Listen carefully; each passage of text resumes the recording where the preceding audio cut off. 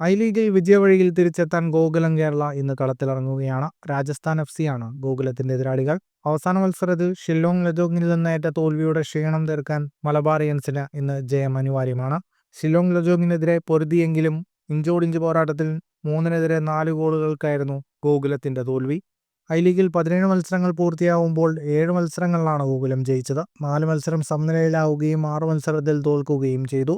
25 പോയിന്റുമായി പോയിന്റ് ടേബിളിൽ 6-ാം സ്ഥാനത്താണ് ഗോകുലം കേരള. പട്ടികയിൽ 7-ാം സ്ഥാനത്താണ് രാജസ്ഥാൻ FC.